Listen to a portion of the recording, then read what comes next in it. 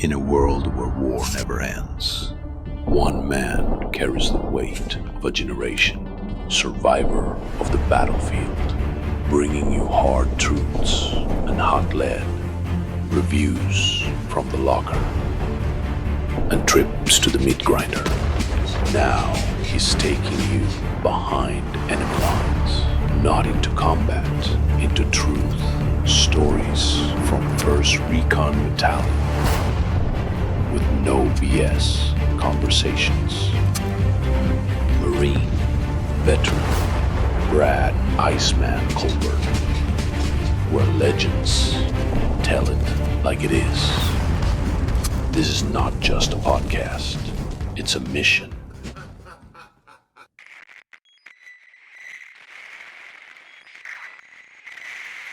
Hey, welcome to another edition of the Carry On Podcast. Brad Colbert, the Iceman, and I have a very special guest with me this evening, a Marine that I have known for an extremely long time that has gone on to do some amazing things, and somebody who I have spent an extremely intense amount of time with.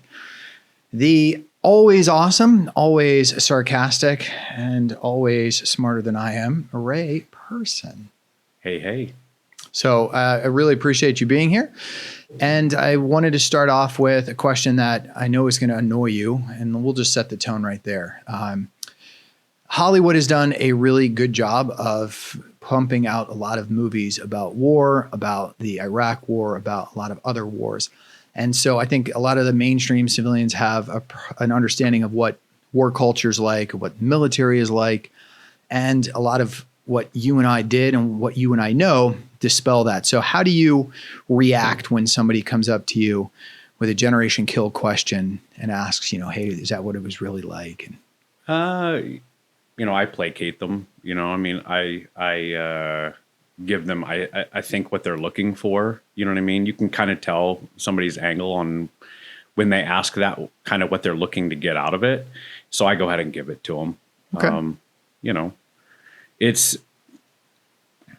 how to say it. Like if I ran into somebody that I idolized or something I was fascinated with, I would want them to at least placate me, right? Or to give me, some sort of like real nod to my question. So I try to reciprocate that to other people. Right. Well, that's treat people the way you want to be treated, you know? Absolutely. I like that. I also do like to throw in little tidbits, like to make them feel like they now have an inside scoop into information that's not generally known. Like your underwear size, stuff like that. Yeah. Yeah. Like the size of my penis, things like that. Yeah.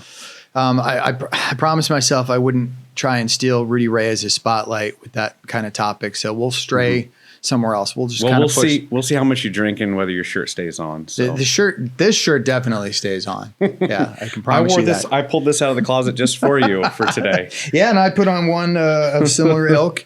That's a classic old school logo, and it looks like it's been kept in good shape. So that's awesome, man.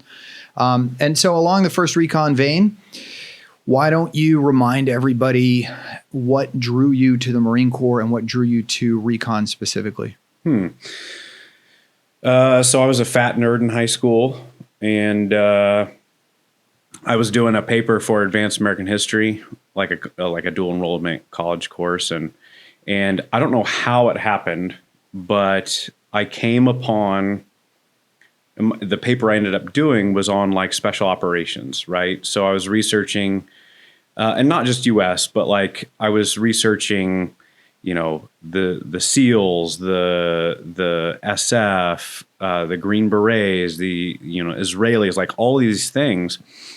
And I stumbled across Recon Marines as well, which that's where I first even learned that they existed. And I found myself kind of questioning sort of like, where do these men come from that fill these roles, right? Because, growing up in the 80s, it's all Delta Force and Chuck Norris and, Jean-Claude Van Damme and all these really over-the-top badasses.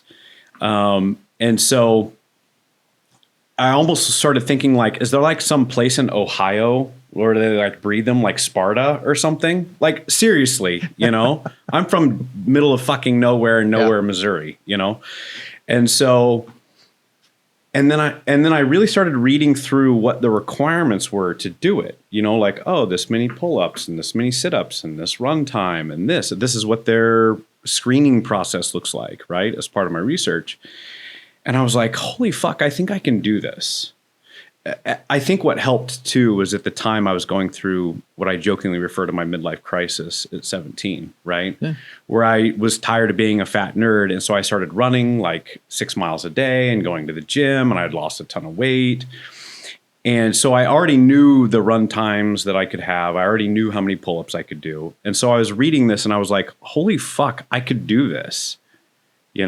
These men don't come from some special place in Ohio, right, where they breed them. They come from all over the place. And at the time, too, there's always a weird convergence of multiple things, right? Growing up in a small town, you kind of get typecast, right? So the dumb kids are expected to join the military or join the factory or do whatever dumb kids are supposed to do. And smart kids are supposed to become doctors and lawyers and, all that kind of stuff. Right.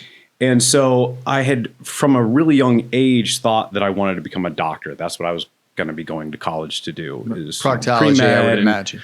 Probably proctology, yeah. Most likely, yeah. No, honestly, I probably would have become a plastic surgeon or something. Really? Yeah. Okay. All right. Because that way I'm not like, nothing's an emergency, right? Like Becky needs this new set of tits. Nothing wrong with new set of boobs. If I miss that appointment, it's not the end of the world, kind of thing. Right.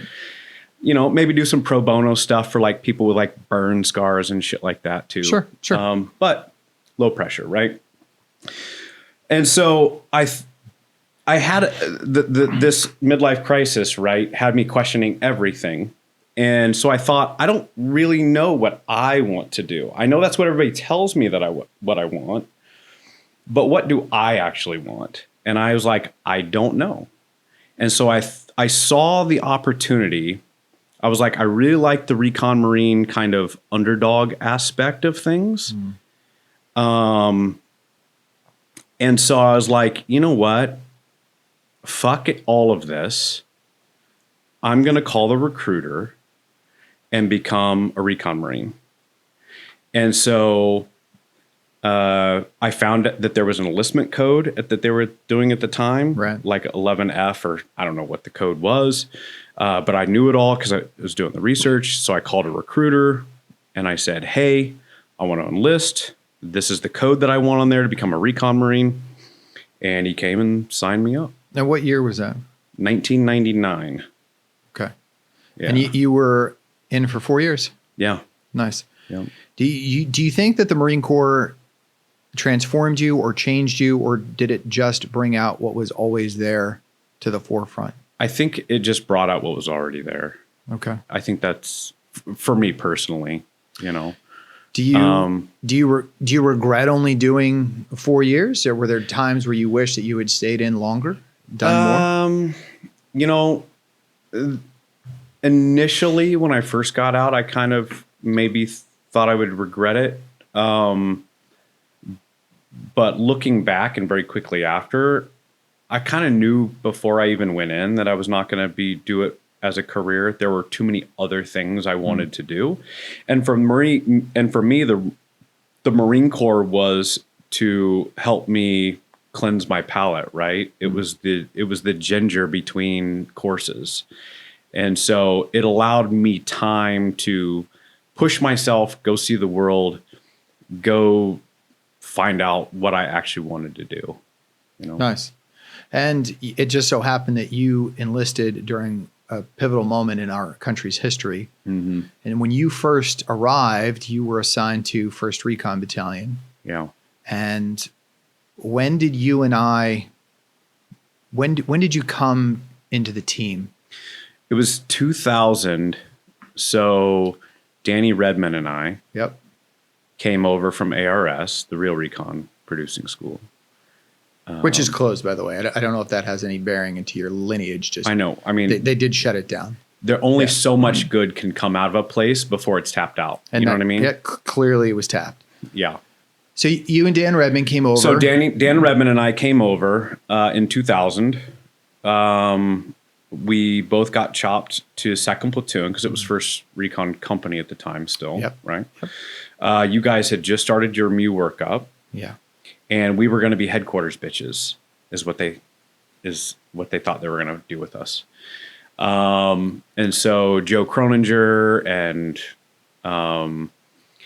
those that were running the head shed, they got the idea once we got there that, hey, why don't we put these guys in teams? Now we can have 4 teams, right? Yeah. So I got put into Jose's team. Sabalsa. Yep. Jose de Jesus Sabalsa Magalon. Yes, that's right. And I know that name well. Yep. In 2000, and we started MEU workups immediately. Yeah. Yeah. And then we were on deployment when the towers were hit, and we were in Afghanistan that winter. Yep. And after all of that experience, there was a short break before we invaded a small country in the Middle East. You're probably familiar with it, Iraq. Yep. And let's talk about that for a little while. So it's been quite some time since that war was adjudicated, and history has definitely put it through the ringer. Do you think that the war that we fought was justified? And I don't want to do revisionist history. I'm just through the lens of 2025, looking at where that country is now, looking at where we are in the world. Worth it? I don't think any war is worth it, honestly. Okay, that's Right. a bad answer, but I like it. I like it. I mean, I'm certainly not in the mood to get my war on for no reason. But do you think that the country of Iraq is better off today with our involvement, or? I think it's petering along the same as it would be if we weren't even there. Okay, yeah, that's fair. I thought about that quite a bit, whether that country would have been better off or worse off if we had or had not gone in.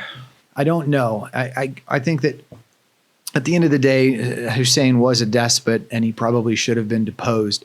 But man, we fucking made so many mistakes. And not the initial invasion, but everything that came after, how we nation built, how we occupied it as a force.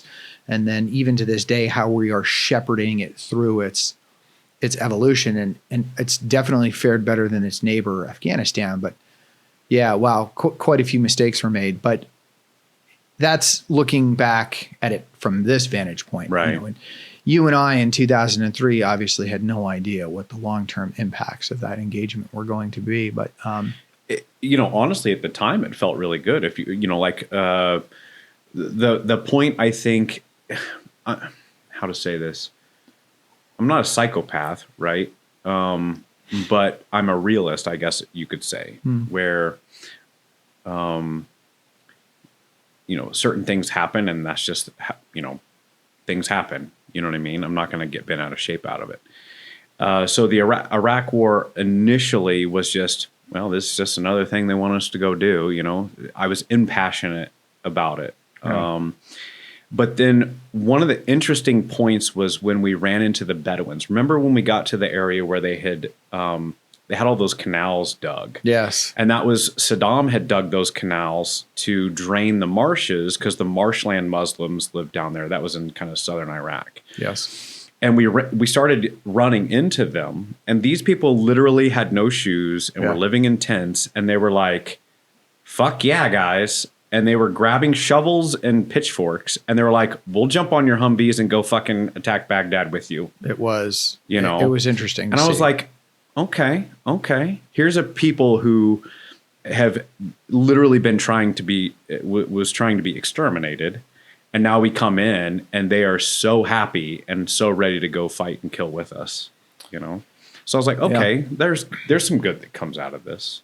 You know what I mean? And I think, circling back to, again, it's all scope, I guess. It is scope. I think that our ends were justified, but I certainly question some of the means in which we used to get there. There was a lot of gallows humor that took place between the group during that time. Do you think that was a defense mechanism on your behalf? Do you think that your level of sarcasm was your your emotional armor so as not to have to process what was taking place? Yes, I think it actually is processing what's taking place. Does that make sense? Absolutely. Right? So if there's an elephant in the room, it just keeps getting bigger and bigger until somebody points it out. Right. Once somebody points it out, it gets smaller and smaller. So if you start pointing out the obvious, even though everybody knows it, you're saying you're speaking the elephant's name, right? And it gets smaller and smaller, and it makes it easier to deal with too. Yeah. Also, it's kind of funny because, how to say it? Trying to think of the best way to phrase this. I think I've kind of said it before, but things are funniest when they're most inappropriate. Does that make sense? Mm-hmm. So, and it's definitely a way to process. right. It's definitely a way to break the tension. But I liked your explanation that the best way to, sort of identify the elephant in the room is to point at it and go, hey, there's an There it elephant. is. Yeah, there it is. Yeah. So it's refreshing. And as much as you definitely frustrated me at times, I always appreciated the levity that you brought to the situation, no matter how grim it was. And I thought that made for a pretty good working relationship for the brief period that we were there, and then there was also plenty of other people that were involved in that dynamic too, It also is how ADD people like fucking think, right? Like, I have two boys now that they think out loud. Yeah.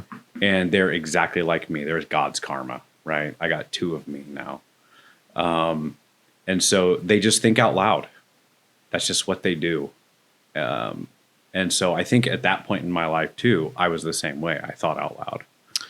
So your kids, and I don't want to get too personal if it's inappropriate, no problem. But have they seen the series or read the book? Are they aware of your place in history? Not really. So my oldest has.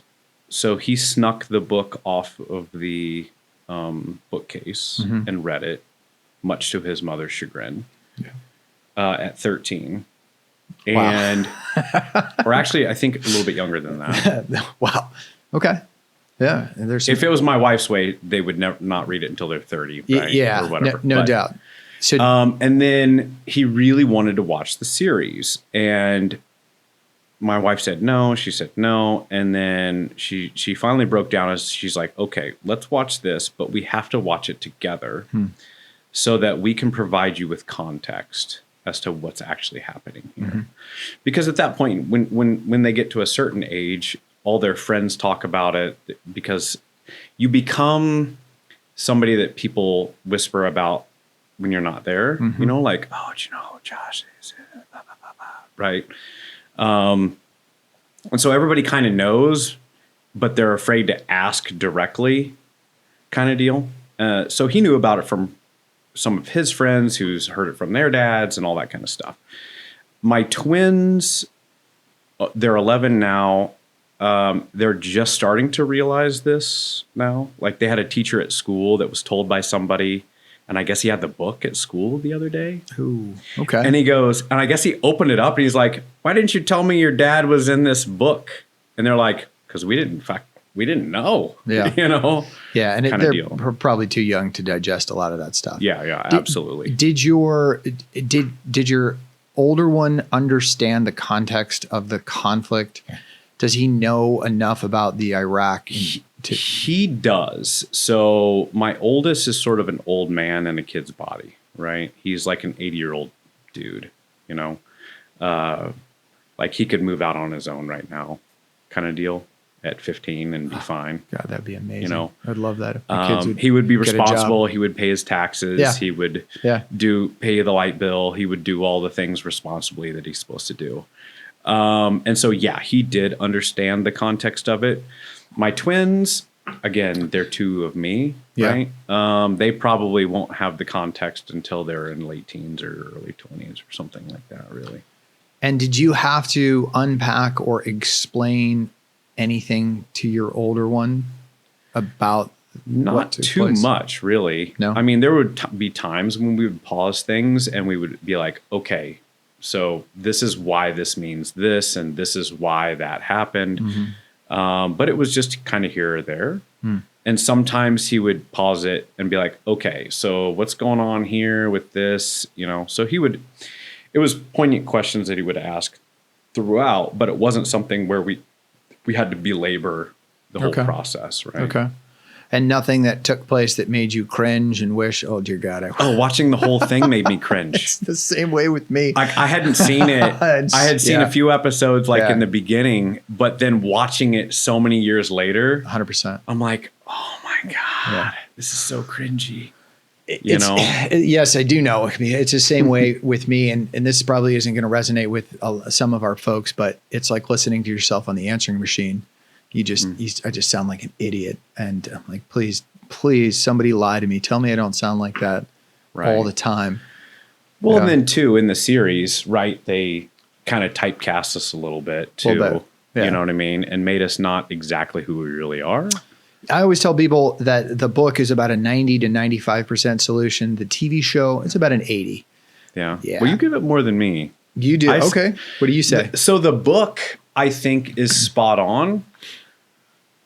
Depending on your perspective, right? As long as you have the understanding that the book is written from like a PFC perspective, without a lot of context of what the Marine Corps is and higher level thought processes on certain things, it makes perfect sense, right?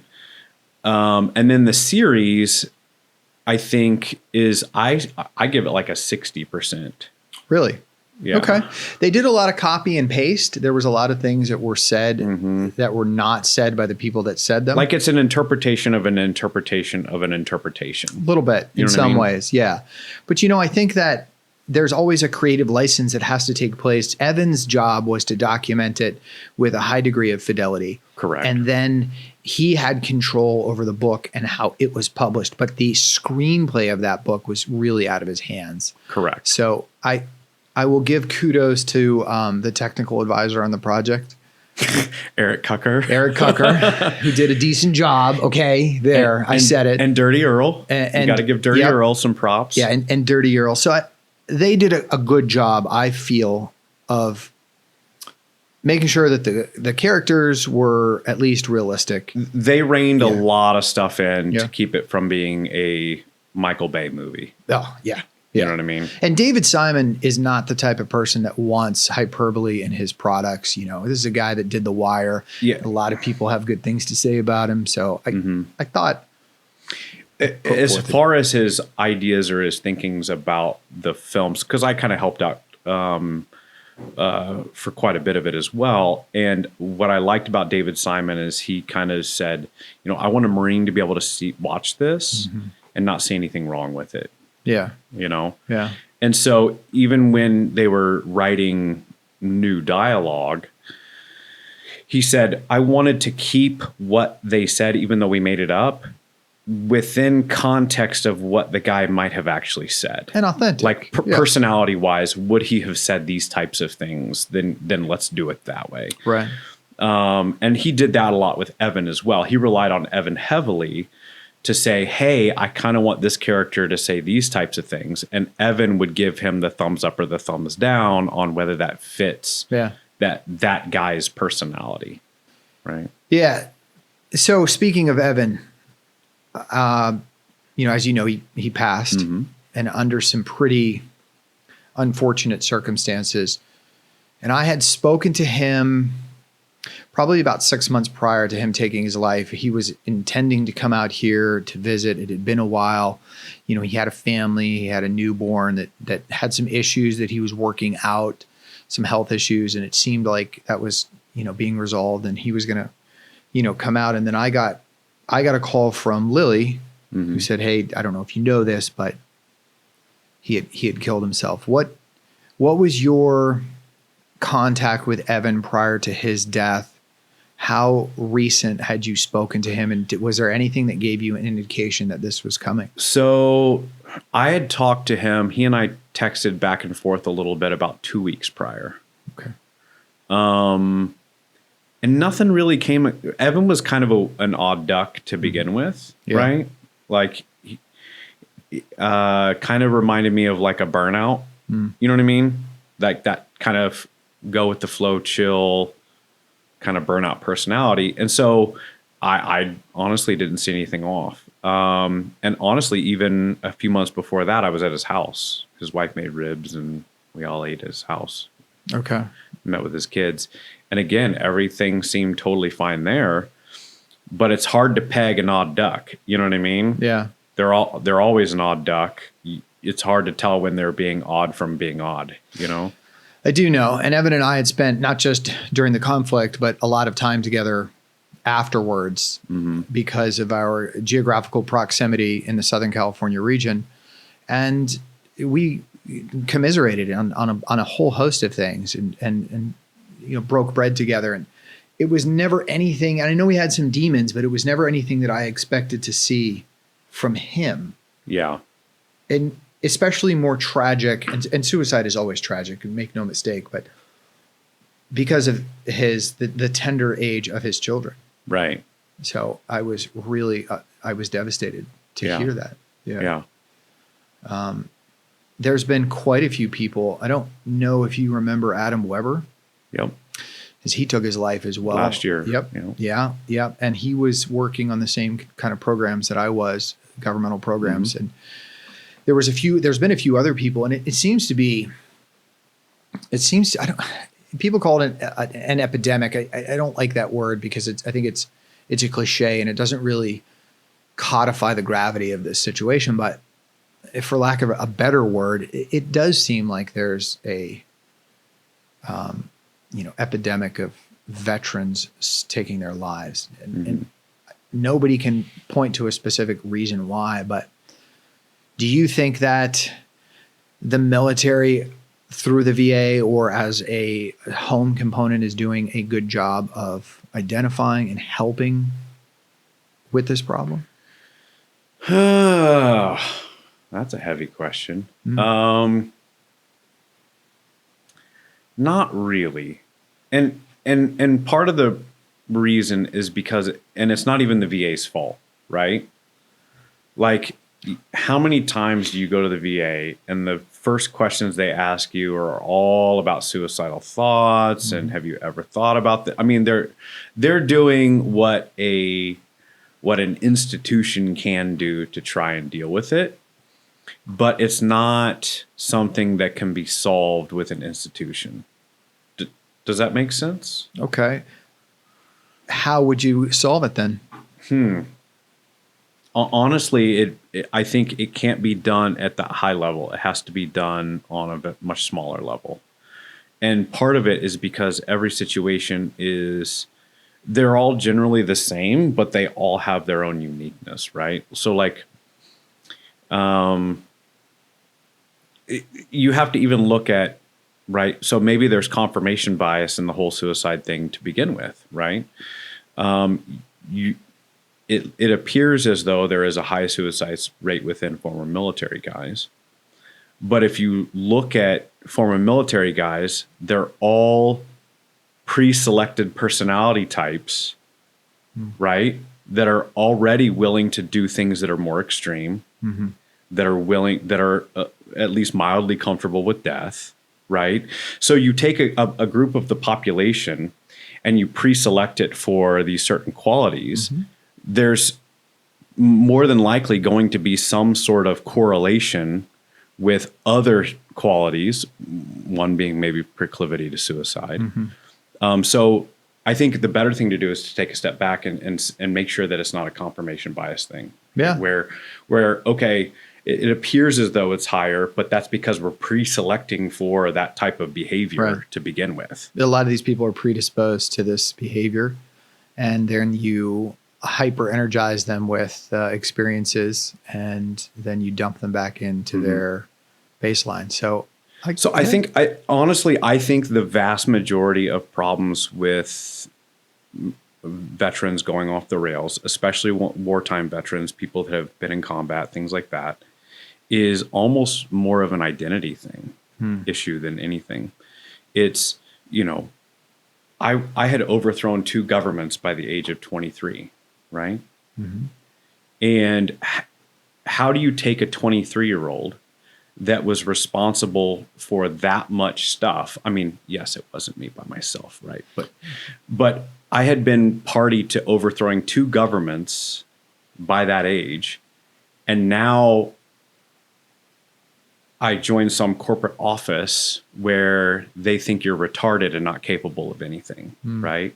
And so it becomes this weird identity crisis where I used to be a god amongst men, especially if you were a recon Marine, what most people would consider an elevated position within the military, right? To then being just a random idiot. It You know what I is, mean? yeah, and it's yes, I do know what you mean. So it becomes, who am I now? Yeah. If I'm not that badass thing anymore, Right. now what am I? And there's nobody to bond with. There's nobody to have that esprit de corps with, because the people that you're working with post-military, they didn't go through what you went through, and they don't have the identity that you do. And it's, I think, one of the reasons why organizations are so healthy and important to veterans, because it gives them a place to feel amongst brotherhood again. And that is one of the, I know for me anyways, the worst not regret, but the thing that I felt the biggest loss over when I left the Marine Corps was just a lack of camaraderie and esprit de corps that you have when you're in a close-knit unit like that. So no, I think your comments are valid. And I think that it's a problem that probably should be looked at from a holistic viewpoint instead of just it's a veterans issue. No, it's probably more than that. So a lot of what we have tried to do on the podcast is remove the stigma from mental health and try to speak towards veterans issues, suicide, obviously, but PTSD, trauma, things of that nature. So I always like to get somebody's opinion who. Yeah, I thought PTSD was the biggest bag of bullshit ever, that people used to get free shit. Yeah. You know what I mean? For a long time.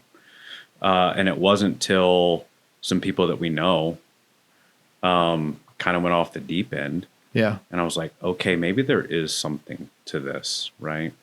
Again, I think maybe I'm blessed because I'm mildly sociopathic or something like that. And I have a really easy time being like, well, that's just what happens, you know, and moving on with my day. But not everybody is like that. And to see people that you know and trust going through those things, that's what made me think, okay, there is really something to this. Yeah, You know? definitely something to it. And I think that it's probably not getting the level of, I don't want to say the level of attention, because I'm not suggesting that you need a media campaign and wear a blue ribbon and wear a rubber bracelet. I mean, it's not getting the clinical attention that I think it needs, because the military medicine and VA medicine is just really slow. It's cumbersome. It lumbers along. And I don't think it's really identifying some of the new treatment modalities that are available for PTSD. But, you know, they're coming along. It's just slow. So what would you say to your children then if they said, I want to enlist? I did not work this hard in my life for you to throw yours away. That's a popular. I've told them that many times. Yeah, I fortunately it really just happen. depends on why they're joining, right? If they're wanting to join to follow dad's footsteps kind of thing, I'm going to slap them upside the head. Okay. I don't know what the right answer to why would be, but I'm sure there is one. Okay. Well, I mean, what if it was something along the vein that you expressed early, which was, I want to challenge myself. I want to see if I have what it takes to get this accomplished. I want to push the envelope.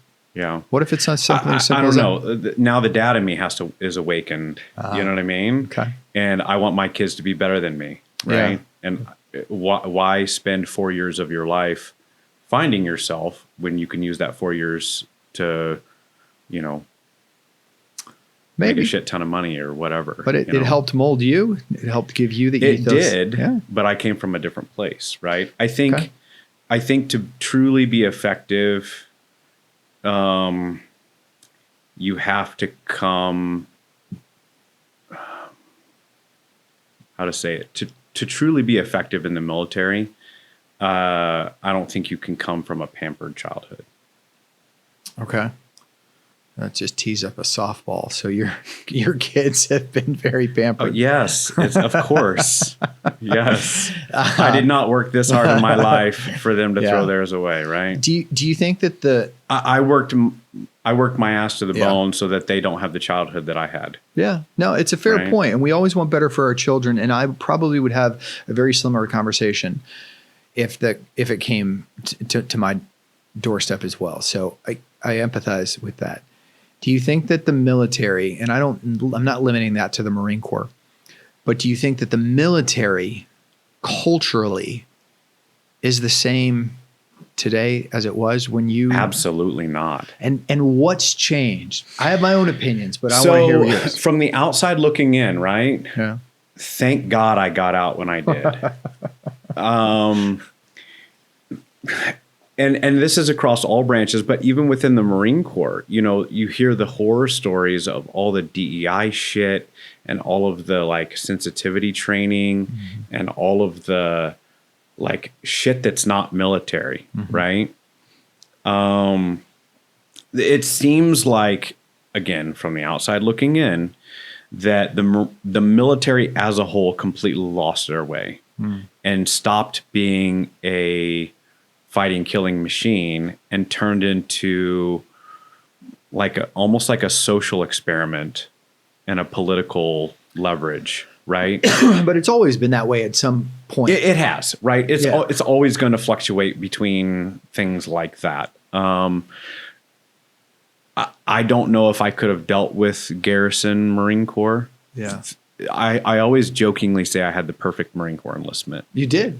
It was wars or school the entire time. Oh, yeah. That's it. You hit the sweet spot. No doubt about it. You know what I mean? Yeah. I got in, war, school, war, school, out. Yeah. Yeah. Awesome. I could not have handled Garrison Marine Corps. A lot of people can. Even in the recon community, it's rough. So do you think that Pete Hegseth's speech to the senior leadership of the armed forces was sort of a rudder correction back to the? I think so. Yeah. I really like, at least, again, I'm not super deep into analyzing that and understanding it, but from what I have seen come out of that, it seems like a great course correction, in my opinion. One of the things that I really, really like is that leadership starts from the top down, right? Yes. You cannot hold, you should hold the highest rank to the same standard that you hold the lowest rank to, right? And you can't have a disparity between the two. So those sorts of things I applaud, actually. Okay.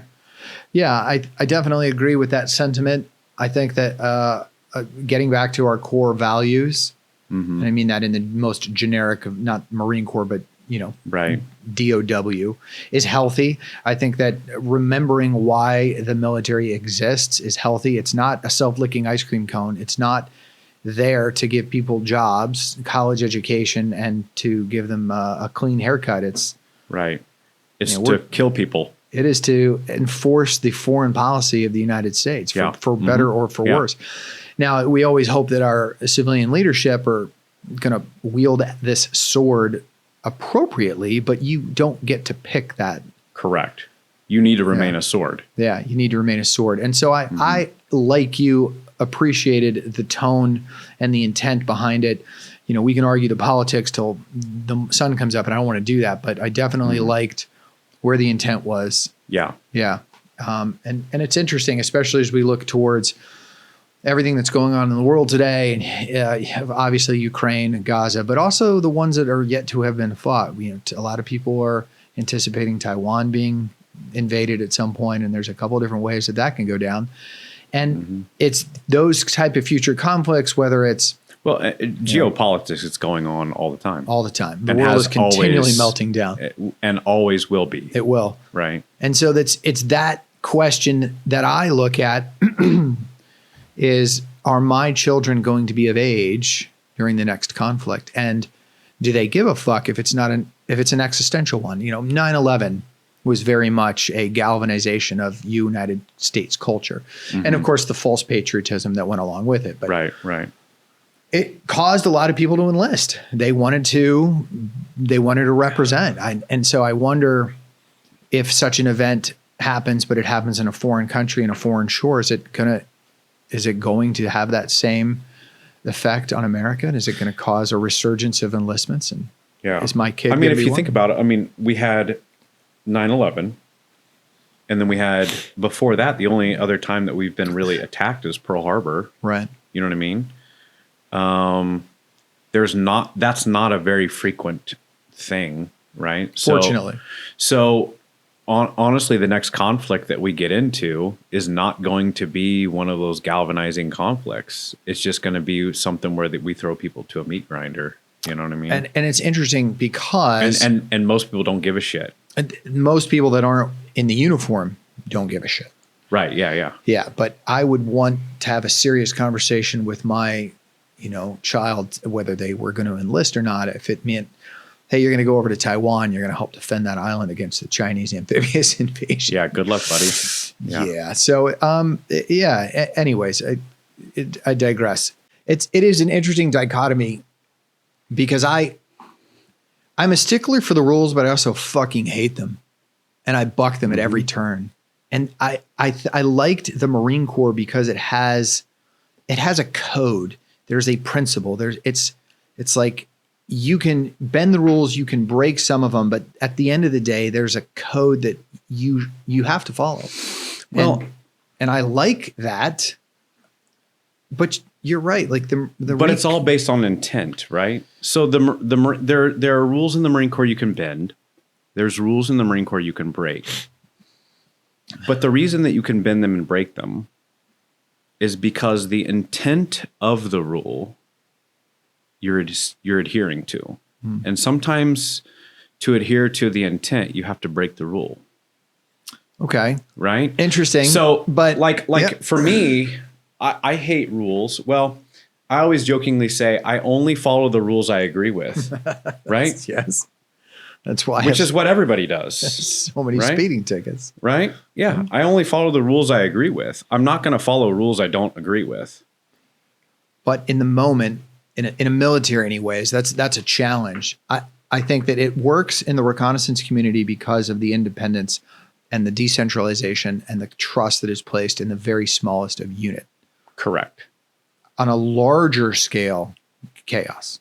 Yes. It's just fucking chaos. Yes. But it is interesting. You may not know why you were told to do the thing you were told to do. Right. But a lot of things are relying on you to do it anyways. So do you think that during the 2003 invasion, there was a lot of fog of war, there was a lot of ambiguity, and we questioned a lot.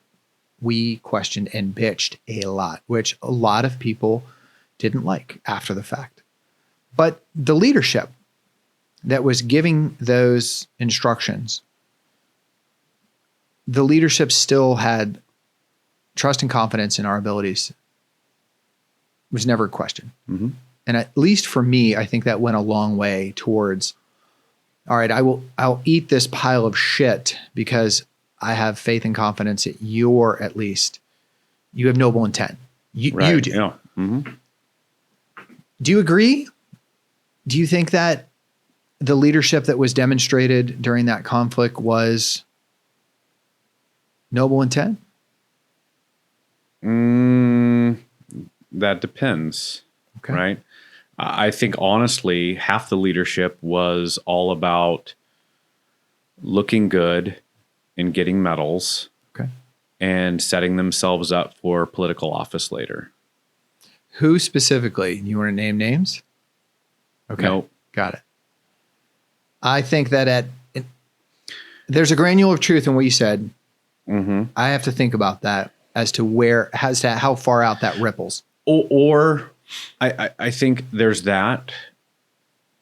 Maybe that's not as pervasive as I think I'm letting on, right? So I think that's let's say a quarter. Okay.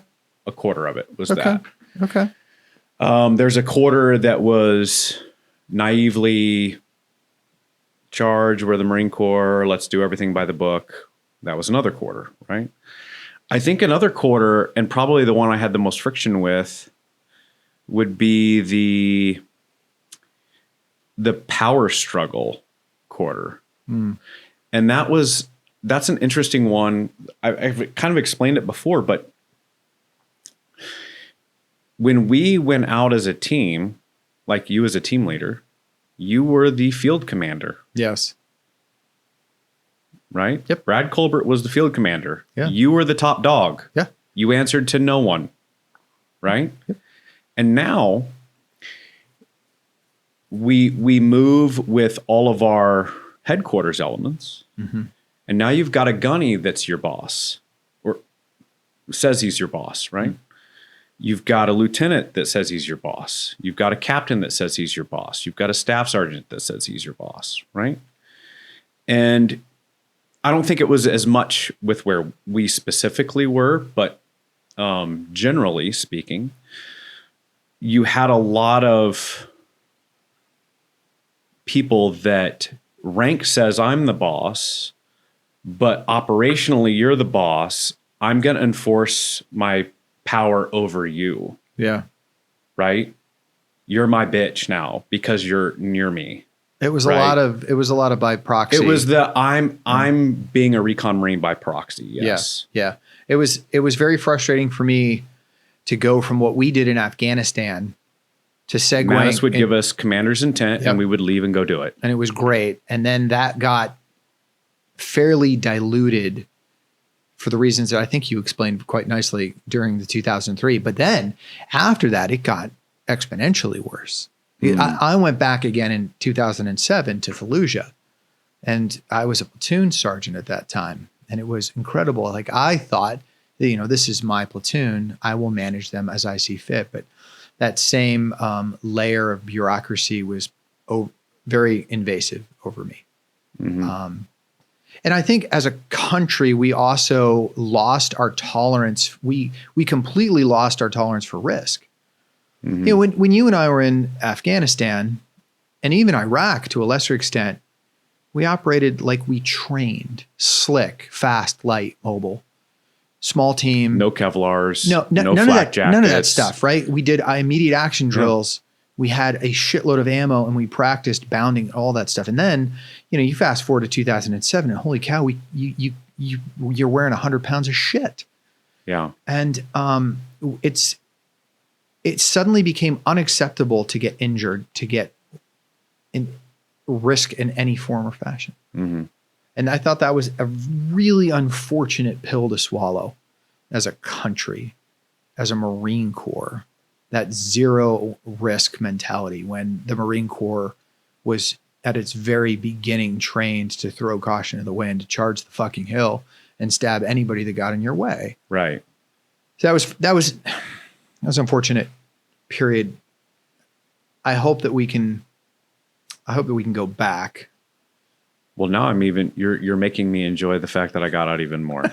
So again, I would have probably been in the brig if I was in that type of environment. But you did a great job of bucking the system as much as possible. And at each rank, it becomes a little harder and harder to throw, that much moxie in the face of your leadership. Not to sound pretentious, but it's easy to do when you're smarter than the people that you're doing it against. Yeah. Right? Yeah. Right. So if you're dealing with some colonel, right, or some captain or some major or first sergeant or gunny, I'll throw them in there even though. Sure. It's easy to ask digging questions that mock them in a way that they can't take as mocking or digging. Does that make sense? Because I did that quite a bit, especially when like Fernando came in and started trying to essentially make recon Marines on an assembly line. And I just asked some pointed questions, right? Oh, just dumb old me asking some questions. Right. That essentially express my disdain for that concept, right? You can't manufacture a boutique item, an artisanal item on a factory assembly line. You just can't, right? You're not going to get the end product you're looking for. And so I don't know, I guess as you move up, you start to meet your intellectual match, right? But yeah, it was pretty easy to do as a corporal or lance corporal or whatever. You know what I mean? So how often do you keep in touch with the group that we were with in 2003? How many and how frequent? It's hit or miss, right? I have my own life. Again, I think a lot of it's that identity issue thing. I have an identity. I'm a dad. I run a business, all that kind of stuff. Yeah. I'm a lot of things.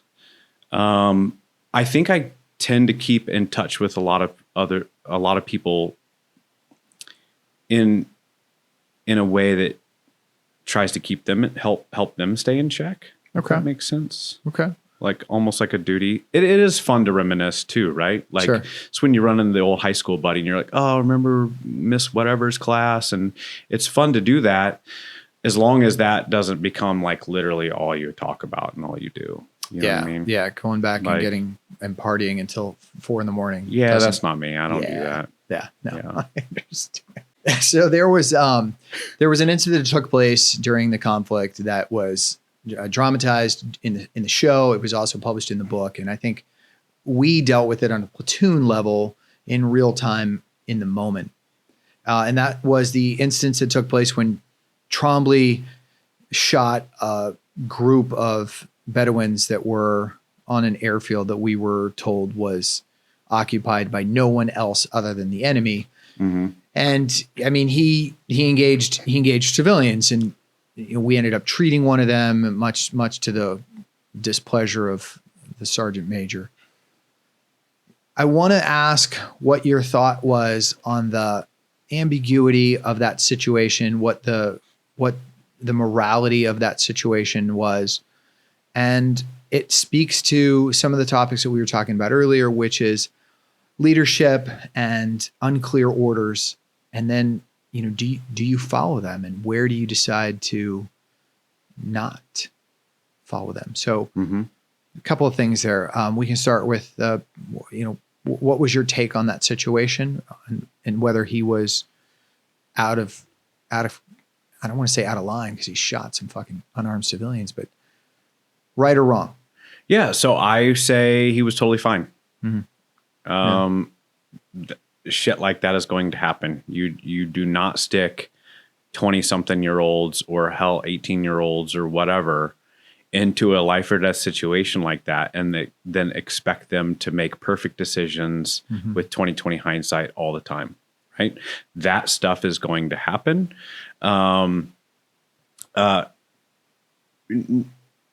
It's just going to happen, right? Was it unfortunate that happened? Yes, obviously. Was that something like that going to happen? 100%. Yeah, I'm actually surprised it didn't happen with any greater You know what I mean? Yeah. At the end of the day, you're the one pulling the trigger, right? So you get to make that final decision. He just happened to make a poor one. Right. In hindsight, a poor one, right? He could have made a great one if they started opening fire on us, right? Or later set up an ambush and whatever on us, right? You don't know the future. And so I'm not going to judge him by the decision he made at that point in time. Yeah. That's what happens when you invade a country and are trying to stay alive. Right. Right? Yeah. So I have zero problems with it whatsoever. I didn't have a problem with what took place when he pulled the trigger. Mm-hmm. Yeah. I took issue with the way that the unit handled the results.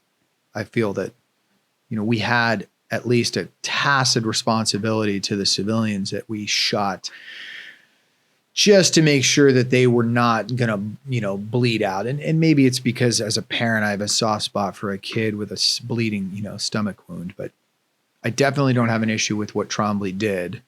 I just would have appreciated maybe handling it a little bit better after the fact. But, maybe it's the country boy in me or something, but when the dog gets hit by the car or something, you just shoot it and put it out of its misery and throw it in the ditch. You know what I mean? Like, that's my take on the whole thing. Sure. I just would have moved on and not thought about it again.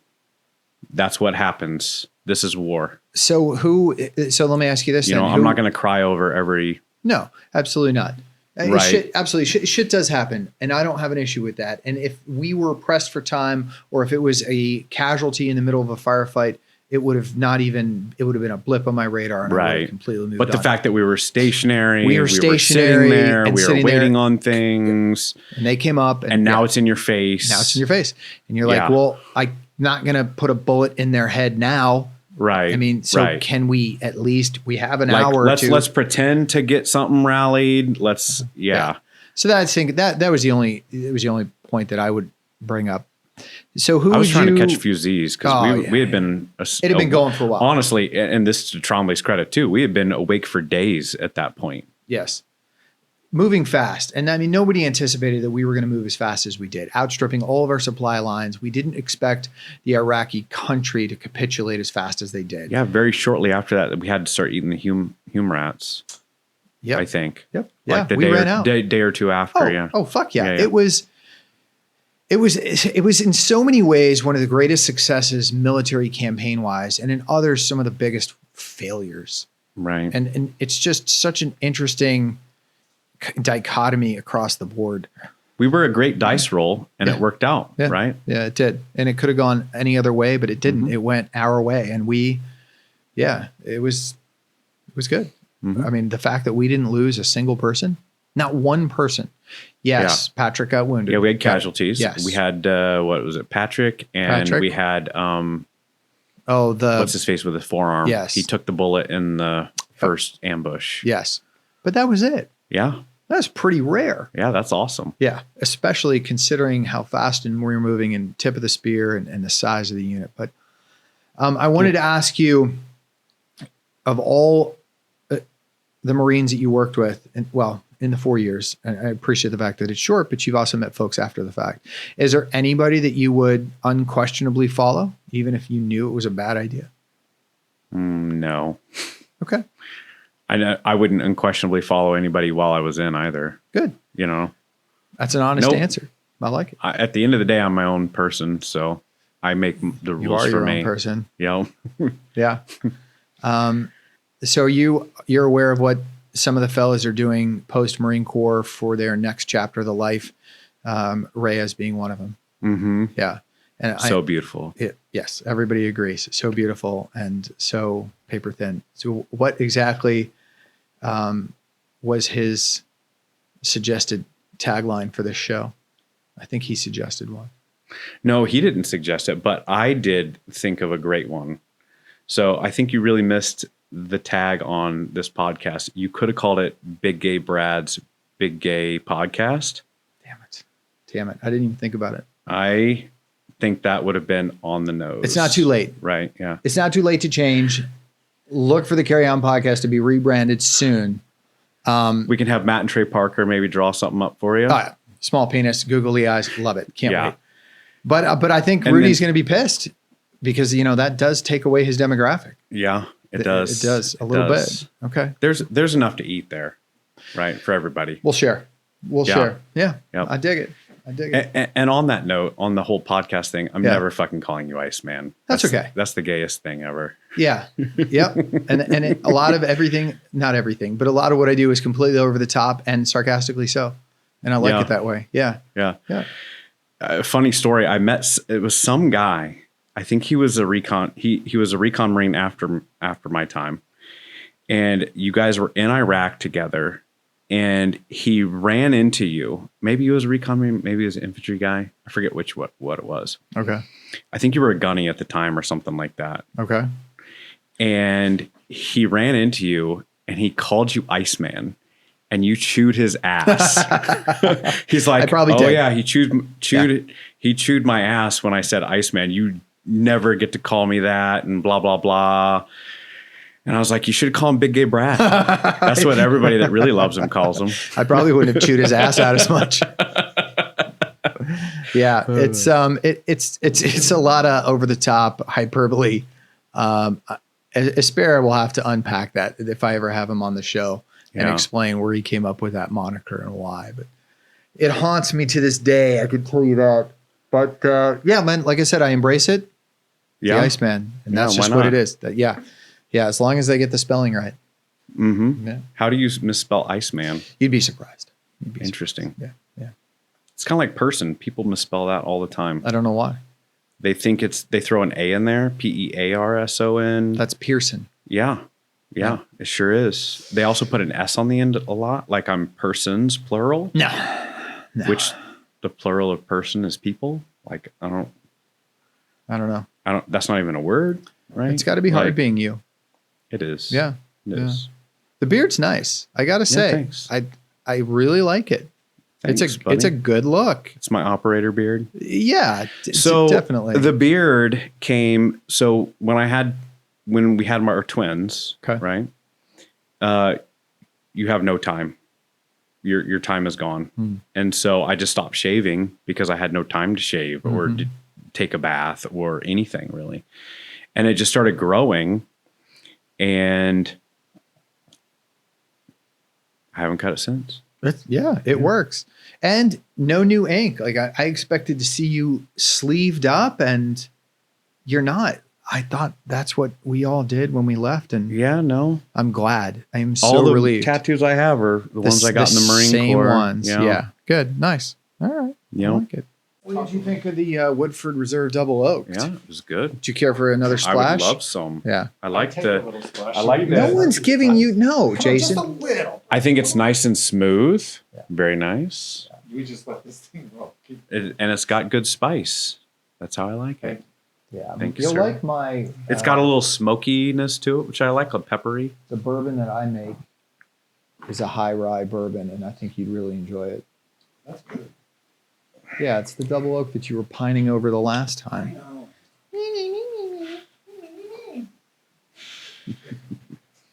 I'm the toughest guy in the room when no one else is around, okay? Remember that.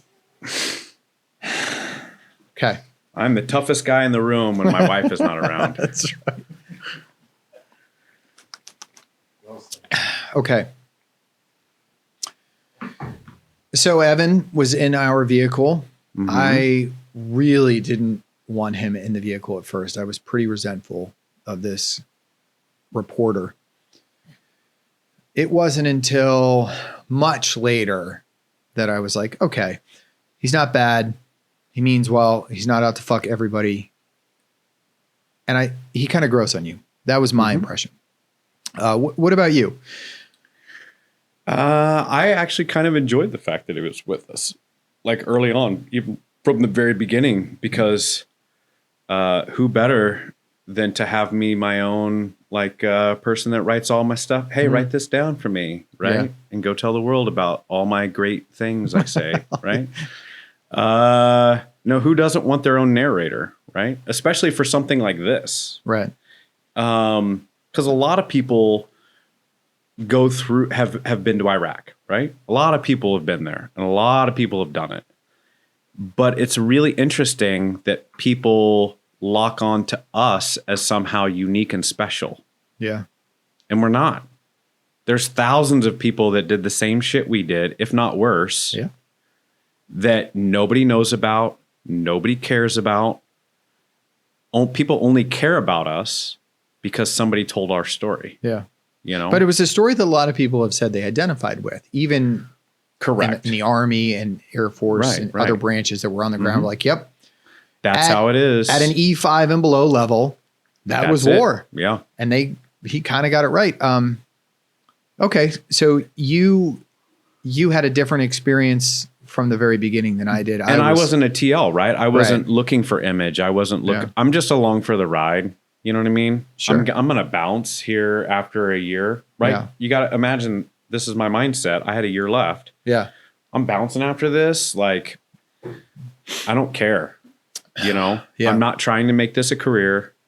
I'm not trying to impress anybody to gain a rank or do something else or to move into something else. For me, it wasn't an issue as far as I was concerned about what was going to be written about. It was, I don't want to have to him look getting in the way. Yeah, I just don't want to look after another guy. I got my team. Again, I'm not having to look after him because I'm not the TL. Right. And if he dies, well, that's just what happens in war. You know what I mean? That's my mindset on everything. Like, shit happens. It is. Yeah. Right? And there a was meteor could hit us right now and we'd all be dead. That's just what happens sometimes. There's one up there. It's coming down. Like, well, yeah. I'm not going to cry over it, You never did get my comms helmet working, by the way. Your comms helmet? Yeah, you never did get my helmet to work properly. I'm very upset about that. Well, I had the handset like rubber banded to my face to hold it there. Yeah. Boot banded to my face. There was so much stick and rudder technology involved in that campaign. The whole thing, like even like Blue Force tracking, yes, and all of that kind of stuff. In its infancy. And now we've got ATAC and all these other kind of crazy things, offline team comms. And mesh networks, GoTennas. Yep. Trellisware, lots of it. It is an interesting evolution and one that I have followed with interest, the evolution of warfare, evolution of the, war. I mean, just think about like Bridgeport. Yeah. When Raytheon or whoever it was gave us a Panasonic Tough Book with a NIC in it, a NIC card with a mil-spec connector on it that we connected to a fucking 119 or a 104 or whatever the hell we were using.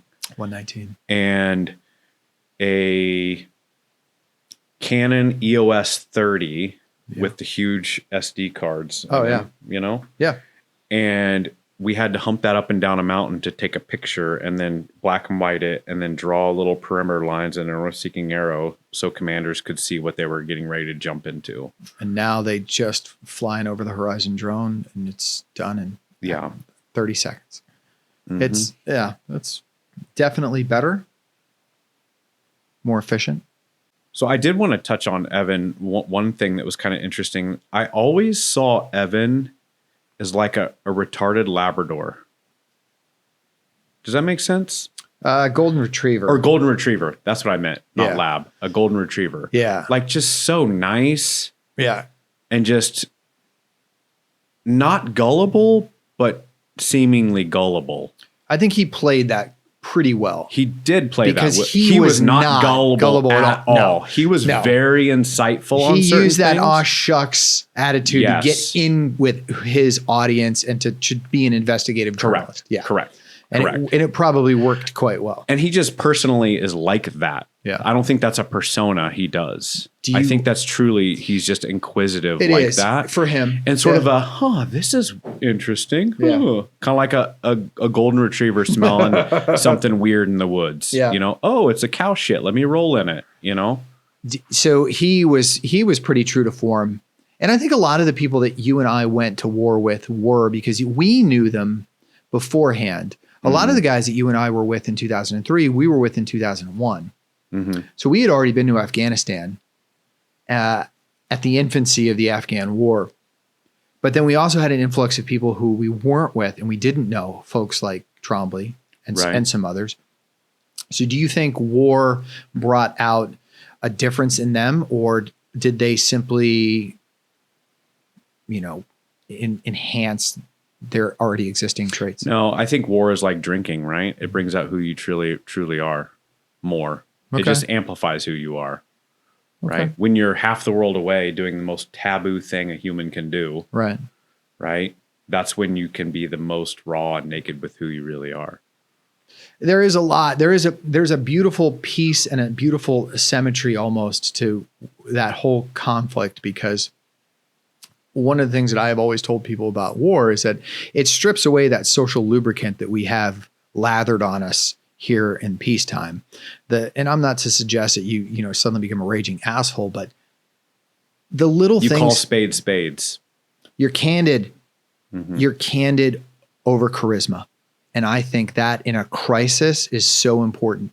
And I so appreciate that in conflict. And I wish that we were able to do that more here? Yeah. So like I have this fun memory that pops in my head every once in a while. It was when you and I were in the ambush in Al-Muwafaqiya, Yeah. right? So we'd come up to the bridge that I had stopped multiple times to say, I think there's something on the bridge, but you told me to keep going. I was told to keep going. Totally fucking right. Even though I was absolutely correct. And there was zero illume. You know, I was on a fucking shitty ass. Yeah, PVS, 14, yes. single tube. Yeah. And we pulled around. There was a tube blocking the way, right? Like a pipe or something. Yeah. And even after the ambush started, you and I are having a normal room volume conversation like we are right now. Yeah. We're speaking to each other with the same tone that we have right now about whether I should go around it or just drive over it. Who cares? Or should I not and let everybody come back? And you and I were having a conversation about what we should do here, right? As fucking bullets are flying everywhere. Yeah. Everyone has lost their mind, and our hard keying the radio. Yeah. The radio's useless at this point, right? Totally done. Because nobody will let go of the receiver. Right. Meanwhile, you and I are literally in the epicenter of a fucking kill zone with bullets flying everywhere. Just having a conversation, just plain as day. Yeah. Like, I think we should go around it. Well, maybe they might have booby trapped that other side, so let's not. And blah, blah, blah. And I was like, okay, nobody's listening on the radio anymore because that's gone. So I'm just going to go ahead and get out. I'm going to have them back. Okay, you go ahead and do that, and I'll stay here. But it was we literally had a conversation like we're sitting in a living room. Yeah. Meanwhile, rounds are going round. I remember it quite well. But we were very clear with each other. Yeah. And we weren't mincing words, and we weren't caring about whether I hurt your feelings or not if I disagree with you. Because it was irrelevant. It doesn't matter whether I hurt your feelings. As I say, it's candor over charisma. You and I, after the fact, hurt each other's feelings. Great, we'll go get a beer when the thing's over. But in this moment, I need you to move the vehicle. And you did. And it was great. And everybody worked out. And I always appreciated that about war and that environment. And I think it's what attracts a lot of people to it. I think so. That and the free franking privilege, the ability to send mail home for free. I mean, let's not discount that. Yeah, MRE letters. Oh, yeah. My wife has a stack of those still. Really? Yeah. Nice. Yeah, I sent a few out. Not going to lie. It's interesting.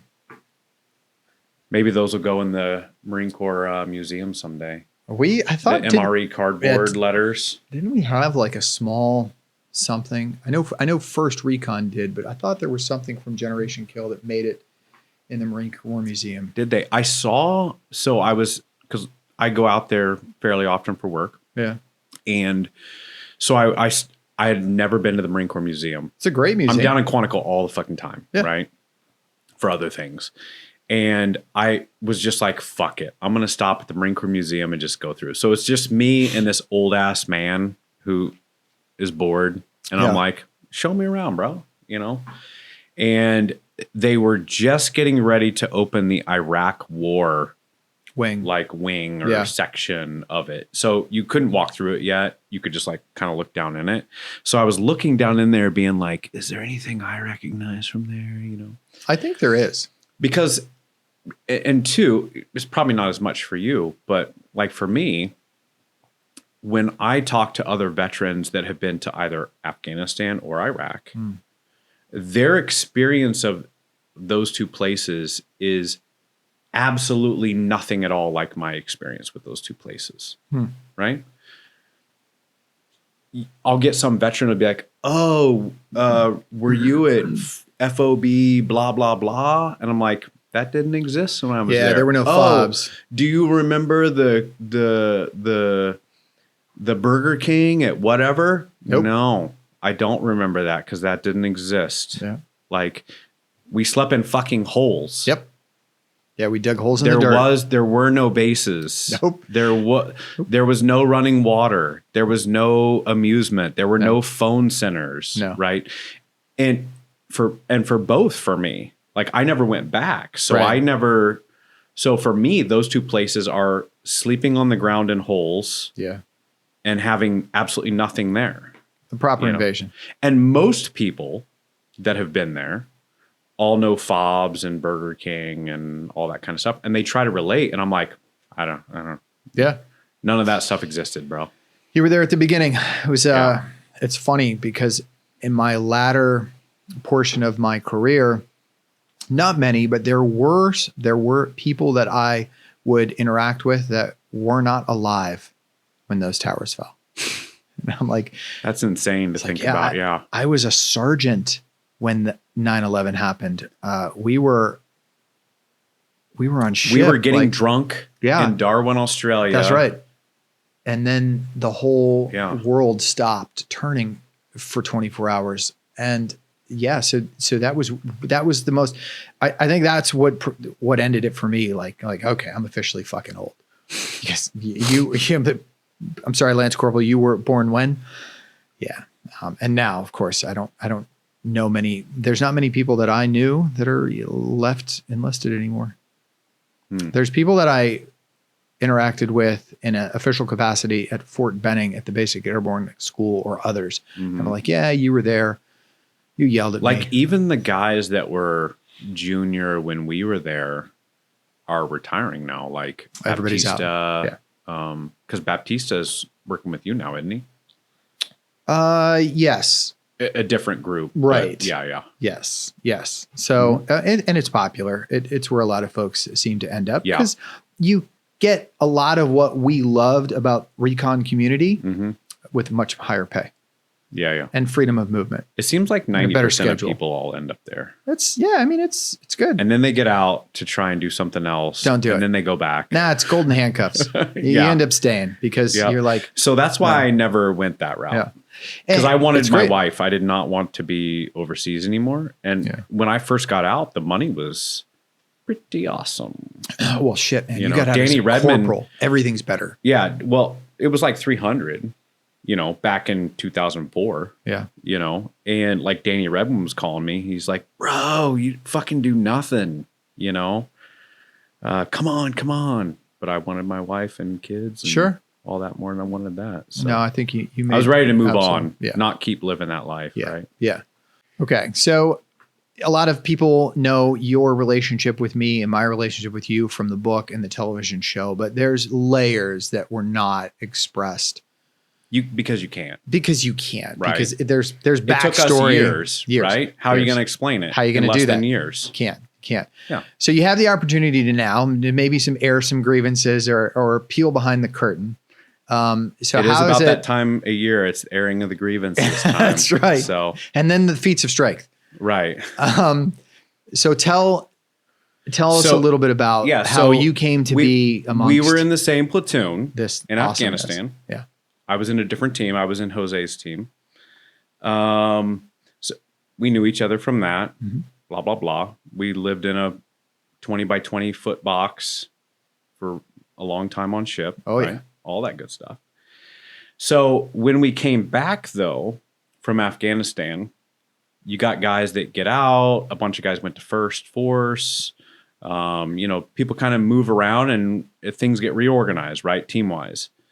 So Fick comes in as a new platoon commander. I really did like Fick a lot. I think that was a good pick by Eric. I agree with that one. As if anybody gives a fuck what some corporal agrees with, but Fair point. so then it came time to form platoons. Well, at that point in time, there was a bunch of new recon Marines that had come over from the infantry, like Aspera, like Lovell, like whatever, right? And they were a higher rank. Okay. And as the Marine Corps goes, rank is rank, right? But what I really liked about the Marine Corps, it was very much a meritocracy. Does that make sense, right? Like At least in the recon community, it was. Exclusively in the recon community. Yeah. And that's what I loved about the recon community, right? Is that it was a meritocracy. It was what you knew and who you were, not how long you had been in and had a rank for, right? Yeah. Well, then it came time to start forming up teams, and and this is when you fucked me, right? This is when you fucked me straight in the ass with no lube. All right, go ahead. To a degree. Just get it all out. Right? So you convinced Fick to have me be your RTO, right? And Fick said, absolutely, Brad, whatever you want. Right? Or whatever he did. Okay? Whatever Iceman. I wasn't the Iceman then. It was coming later, but I get it. But the sentiment is the same, right? You were good. You were a good RTO. You were the best RTO in the because platoon. I'm not a fucking retard. And that's why I wanted you in my team. I know how beep, boop, boop, beep, boop technology works. Yeah. You know what I mean? So you got recruited. And so instead of being an ATL or a TL or something else above people that weren't recon Marines, they made infantry guys TLs and ATLs. Aspera was an ATL. Yeah, you're right. And Level was a team. Right. Leader. I got it. Yeah. Even though they were abso-fucking-lutely not recon Marines. Above me so that I could be your RTO so that you would have the go-to team that if anything came up and they were like, what team are we going to send to do it? The A team. They're going to say fucking Brad Colbert's team because he's got fucking person on there. They're never not going to have comms. Right. They're going to have this and that. It's you created a stacked team. I did. And so you fucked me. Well, I mean, it all worked out in the end. It did work out in the end, right? And so there's a little bit of that, not animosity, but animosity, right? It would have been different. I mean, think about it just because for a second. At that point in time, it would have played out a lot differently if you were I was a corporal, you were a sergeant, you were the TL, I was the fucking lowly RTO. No, not lowly. But I'm saying from the outside looking in. I'm just fucking but internally, it's too fun. And maybe this is just me as a person, everyone in my life has always been a peer. Yeah. From when I was 8 years old, the 40-year-old teacher I had was my peer, right? Me now as a 45-year-old, the 18-year-old kid I meet is my peer, right? Everybody is my peer. You were my peer. And so it's kind of, I think a lot of that interesting friction in Generation Kill was that you and I were speaking to each other as peers, even though our roles and ranks didn't say so. Yeah. Right.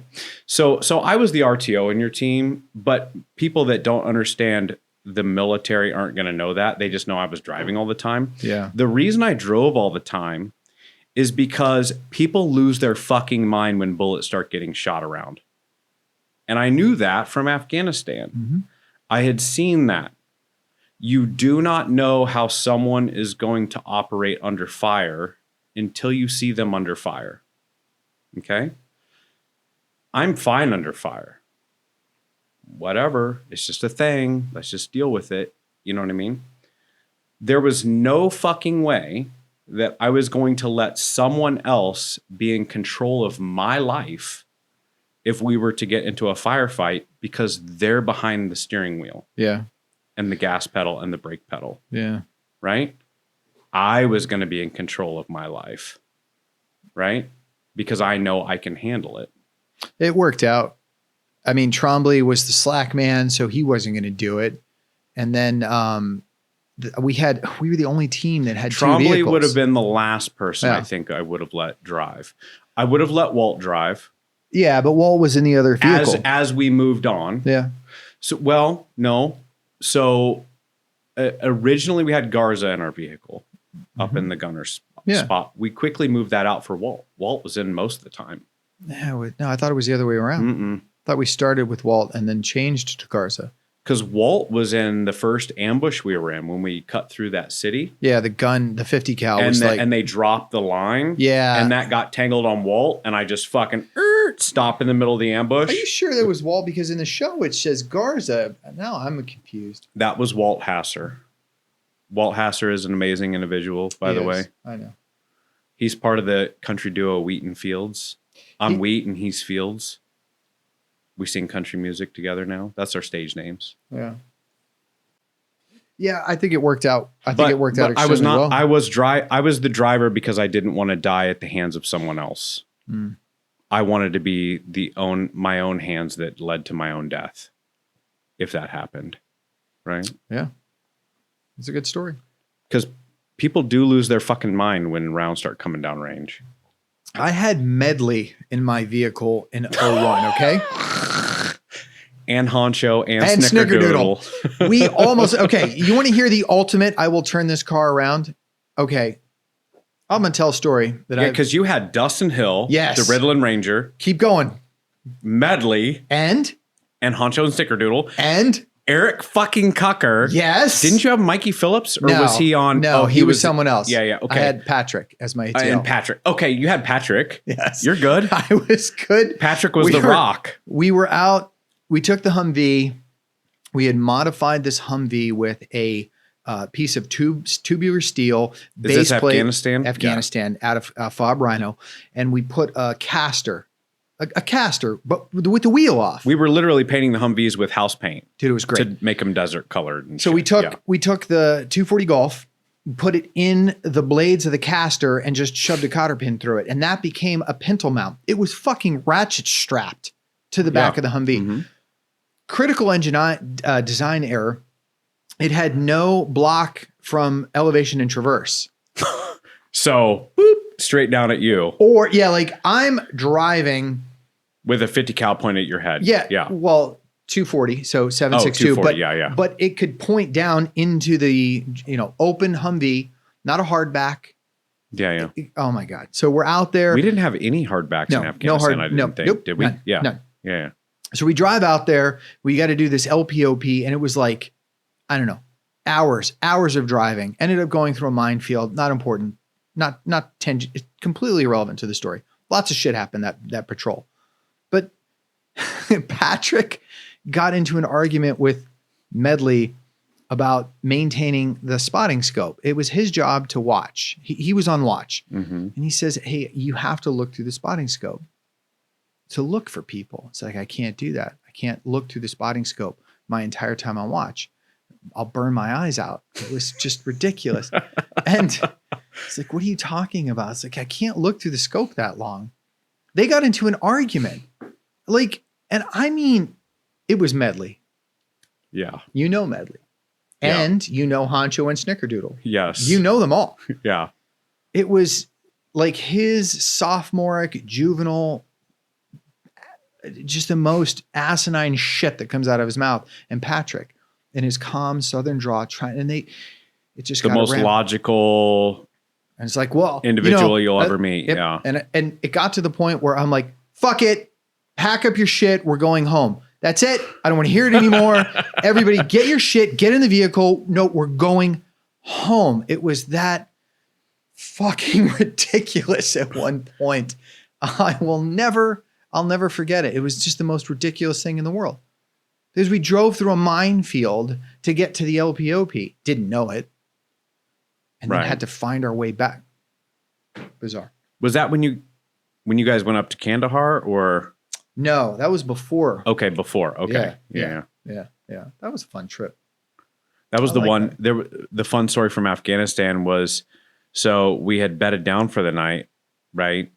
And we get a call from the P3 above that there's something circling us, right? They notice something circling us. Yeah. I remember this story. And fucking Jose loses his mind. So Jose was not an American citizen. He joined the Marine Corps to gain his citizenship. Mm-hmm. And so he gets on the radio and he's all excited and starts speaking Spanglish on the radio. We have to snatch the radio out of his hands and tell him he is no longer allowed to ever speak on the radio ever again. Right? Come to find out it was a camel. Yeah. It was just a camel. Or what about the time that camel they had reports that the Taliban were strapping explosives to the camel, and the camel came close to the infantry's perimeter around Camp Right, so Rhino. they lit it up. They lit the fucking camel up, and the entire FPF goes off. There's like guns going off. They just crazy. wanted to kill anything. Anything that moved. Anything that moved. Yes, 100%. They just wanted to kill something Yes. because they're living in fucking holes in the freezing cold. They were sucking ass, dude. That was the most miserable. We at least had We got to move around and go fuck off and do things. and we were in the hangar. We had sleeping bags. Oh God, I used to go out, and that's where I first met Aspera. I used to go out and see a couple of the guys out in the foxhole, Right. and yeah. And you guys would do your thing right in the foxhole. Don't be jealous. Right? Don't be jealous, man. You can also do the thing. So we've talked a lot about Generation Kill. We've talked a lot about Iraq and a little bit about Afghanistan because it's just fun to reminisce sometimes. Did you have a idea what war was going to be like? Did you have any preconceived notions before we went in to Iraq? Because Iraq was much more kinetic than Afghanistan. Not that Afghanistan didn't have its moments, but it was tame by comparison. Yeah. So were you disappointed? Were you surprised? Was it worse? Was it better? What did you think? How did it measure up? It's fairly on par with what I thought it would be. The one thing that I think maybe I didn't really think about, and nobody really does, is the boredom downtime part. There's a lot of boredom and downtime and more, right? We focus on the exciting parts, but those are fleeting and sporadic, right? The majority of it is just you sitting around bitching about waiting on somebody that's waiting on somebody, right? So that was probably the most eye-opening part of it, is that war is just a boring machine. Yeah. You know what I mean?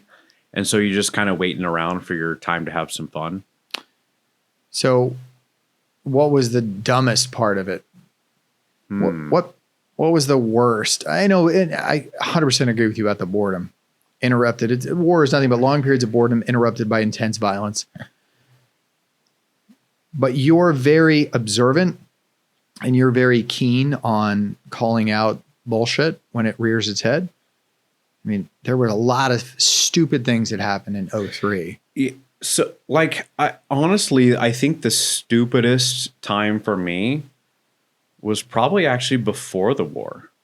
In Kuwait? In Kuwait. Yeah. It was sitting at Matilda. Yeah.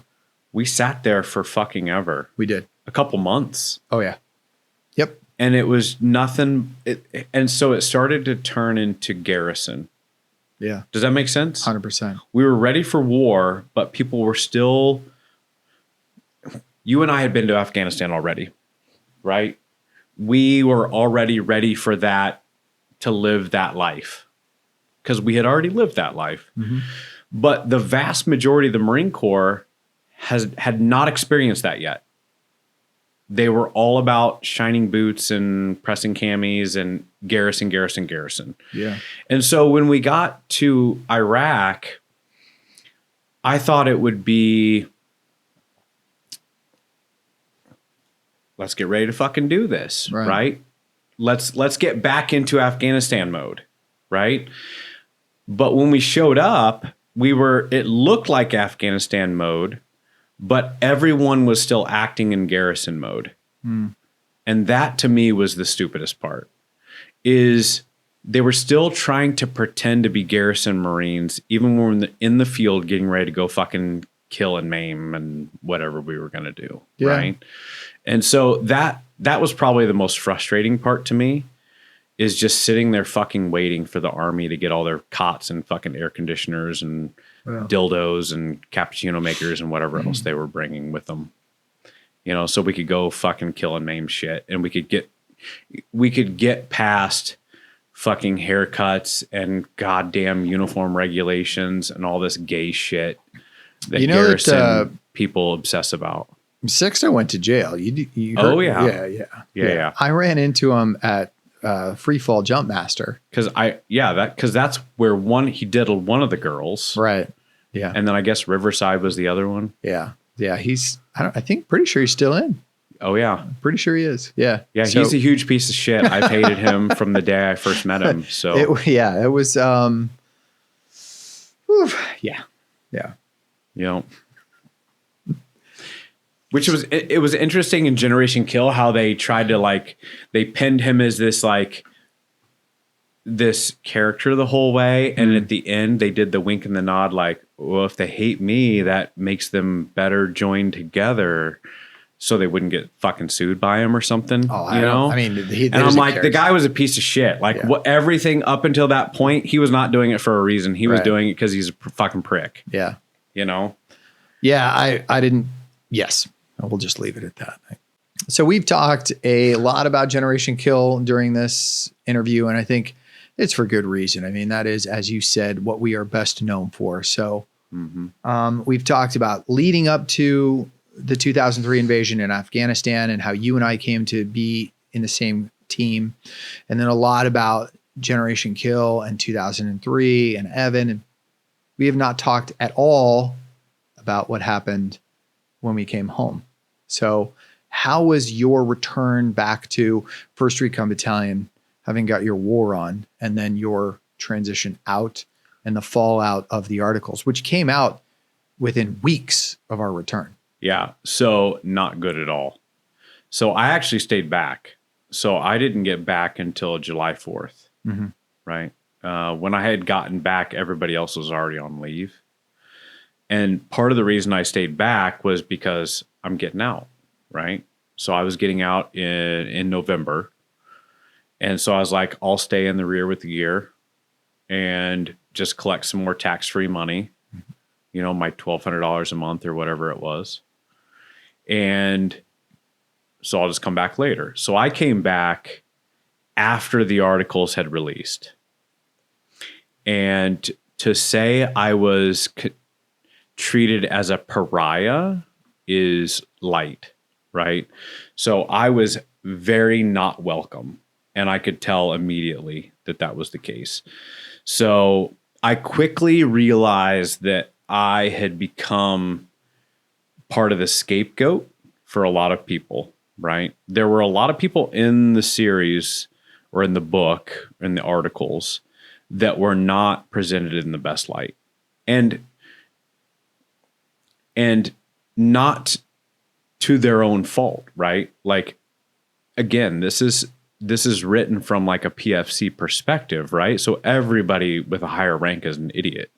You know what I mean?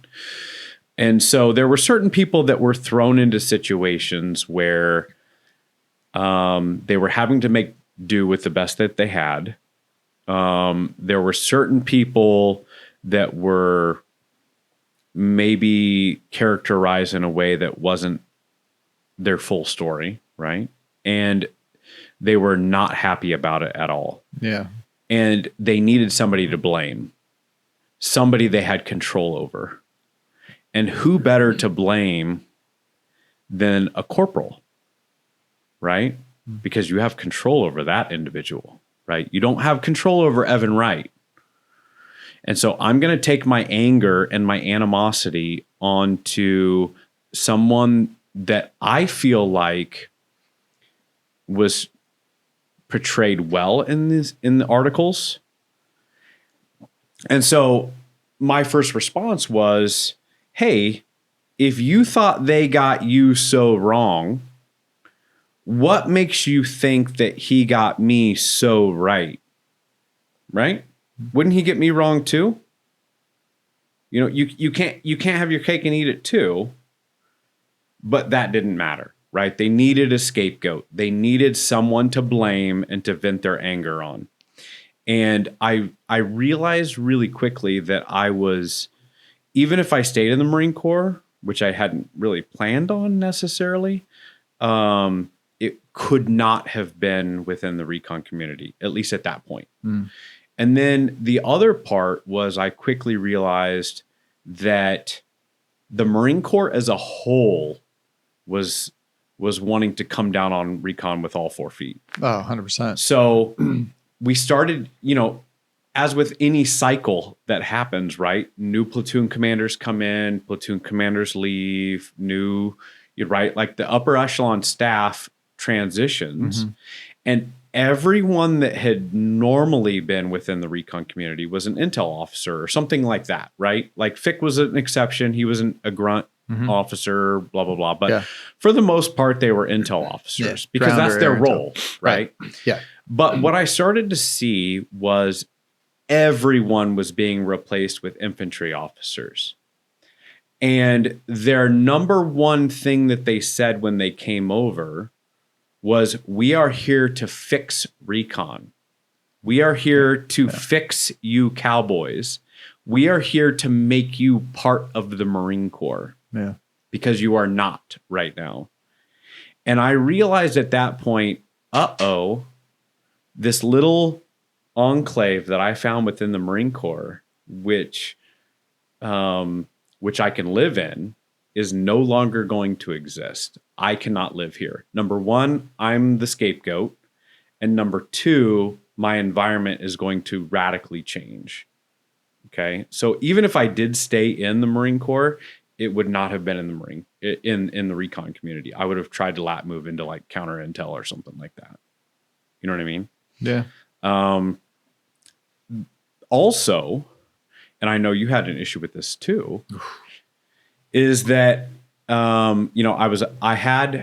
was doing my checkout paperwork, right, to get out of the Marine Corps, and I happened to walk into the admin office, and holy shit, the warrant officer that's running the admin office was my drill instructor, and he was a staff sergeant at the time when he was my drill instructor, and now he's a warrant officer.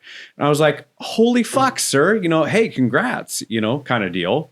And he's like, Person, I fucking knew you were going to make it in recon. And he was hyped that I was where I was, right? And he was part of it.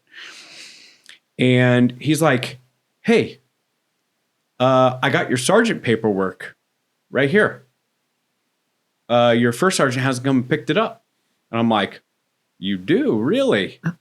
Huh. That's interesting. No one has said anything about me. He's like, yeah, I've called him multiple times. And I'm like, that's very interesting. He's like, come with me.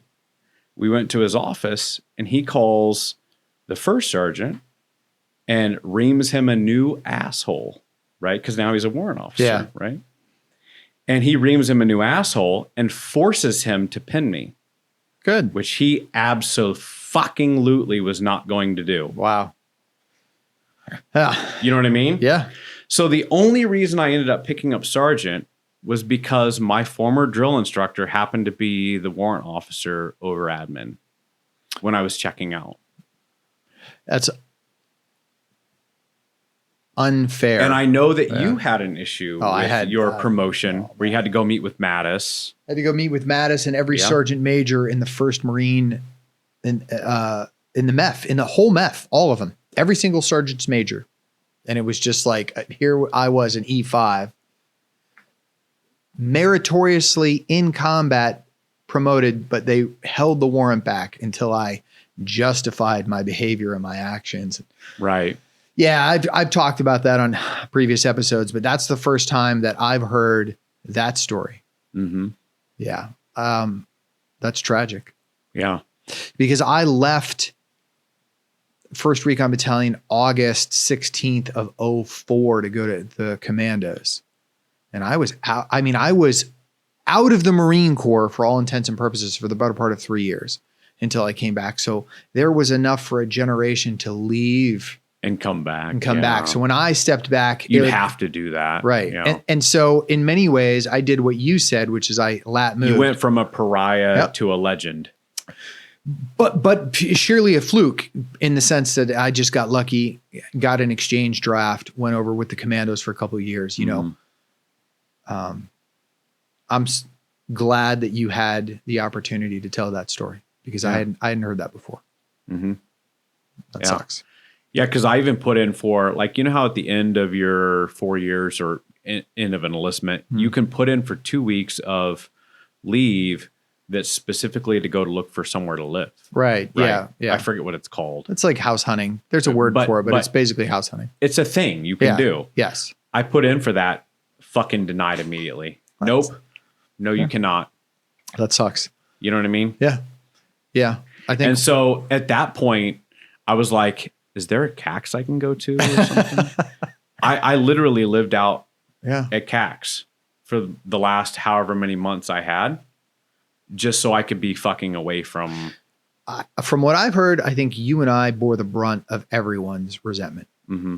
Yeah. We did. We were the face of it. Yep. The other fellas were not as captured as, directly as you and I were. Mm-hmm. So that sucks. Yeah. Now that time and distance has made its case here.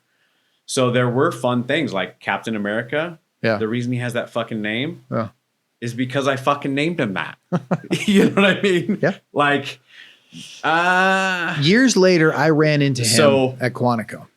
Yeah. I have no problem with him, right? Like, great guy. Love him. Little over the top. Yeah. But he's one of those ADHD, like, just over the top people, right? I have 2 children exactly like him right now, right? And like me. He got a raw deal in some ways. He did. He was again, these are intel officers being thrown into a situation where they're being expected to act like infantry officers. And they're not. They're not. You know what I mean? Yeah. And so there was that one time it was pretty early in the invasion. You and I are sitting in the Humvee. There are mud huts off to our left. And all of a sudden, they decide, well, maybe there's somebody in those mud huts, so we should go investigate. Oh, God. I fucking remember He gets that, out of his Humvee. It was so stupid. He literally just runs right in front of our Humvee, right? Yep. Fixed bayonet. Yeah. On his M16. Yeah. And I'm sitting there in the driver's seat, and I see him run in front of the Humvee with the fixed bayonet running to the mud huts. And I just go, oh my fucking God. Brad, did you see that? He has a fixed fucking bayonet. Who does this guy think he is? Yeah. Fucking Captain America? Yeah. And then fucking Evan in the back, ooh, Captain America. And then the fucking name stuck, and he's there forever. Yeah. He can't shake it. I really did like him a lot, actually. He was a lot of fun before the war. Yes, and after the war. Yeah, I don't know. He was a fun guy. I really did like him a lot. He was like he got a bad rap. He kind of got the shaft He in did. that series. He got made to look like a retard, and he's not. But again, he's not a retard. He's a good dude. But in that time and place, in that moment, we were all characterized in that film. He unfortunately was characterized as a fucking retard. Yeah. But also, for the record. But again, he and Trombley were the same person. Yeah. 2 sides of the same coin. But he was the one that fixed the banana. PFC rank, and one had fucking captain rank. He was the one that decided to fix bayonets, though. I mean, there's a certain portion that he brought on himself. They were both living in a B series war movie. Yeah. And they were fucking ready. They were ready to hit the beach. They were ready to fucking go fight the Nazis. There wasn't any of that. You know? Yeah, just dudes in pajamas. They were ready. Yeah. It was just fucking dudes in pajamas, with goats and shit, Yeah. Yeah. Pajamas. I wish I fixed my bayonet now. I'm regretting not fixing I don't bayonet. even think I fucking had a bayonet to fix if I wanted to fix it. Like, if he just ran in front of us going to the mud huts. Yeah, it would have been one thing. I wouldn't have said anything. Nobody would have said it. I would have been like, okay, whatever. He's checking it out. No big deal. As soon as I saw the fixed bayonet, that's when it became a thing. Yeah. But it was wholly unnecessary. Bro, what are you doing? Yeah. 100%. 100%. I would have loved to stab someone to death with a fixed bayonet, though. I think everybody wanted to. Everybody wanted to do that. But they had too much class to actually fix the bayonet to go do it. True. I'm not going to close the distance. He couldn't resist that urge and had to do it. Yeah. Yeah. Yeah.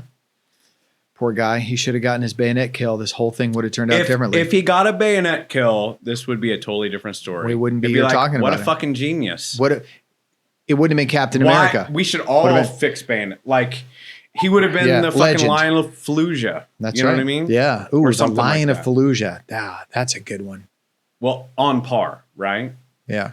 He would have been the Lion of fucking some random Town, shit place we whatever never heard of. shithole that took Yeah. place in. I don't even Yeah. remember. Yeah. Yeah, I have to refer to diagrams to even remember. And they where would the be fuck we fucking were. telling stories about how he fucking fixed bayonets, Yep. right? and stab that guy right in the And heart. he stabbed the guy in the heart because he was so close combat. Yeah. Locate, close with an intel guy. Who knew? Unfortunately, Yeah. that's not what happened. And everybody saw him try to make it happen. Yeah. And now he has the Captain America moniker. He does. That Yeah. could have gone one of two ways. It did, and that's the way it went. Yep. He's an FBI agent now. Really? Was the last time I saw him. Now I'm dating myself. This was back in 2015. Well, I don't know.